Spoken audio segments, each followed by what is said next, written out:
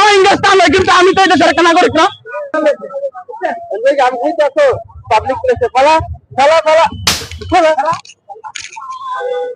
রাখেন স্যার রাখেন, খালি আমগরে খালি পারেন মারতে না, কোনদিন তো 10 টাকা 20 টাকা দিয়ে করতে পারেন না, না দেয় একবেলা ভাত খা খালি পারেন। আমরা গাম খাই, এটা খালি আপনার চোখে পড়ে। আমরা কই থাকি কি করতেছি এগুলো দেখেন কোন সময়? হ্যাঁ, এগুলো তো কোনদিন খুঁজ করেন না যে আমরা কিভাবে থাকি। আমরা তো রাস্তাঘাটে পড়ে থাকি, আমাদের বাপ নাই মা নাই, এই বাপ মা গেল আমরা জানি না।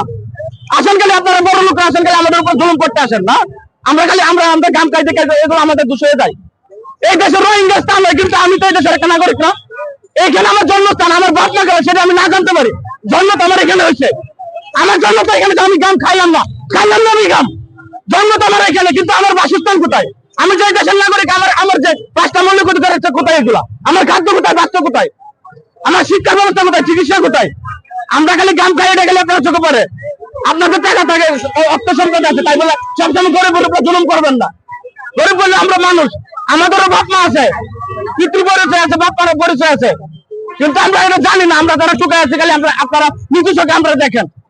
আমরা মানুষ, আমরাও মানুষ, খালি পারেন আমাদের উপর জুলুম করতে।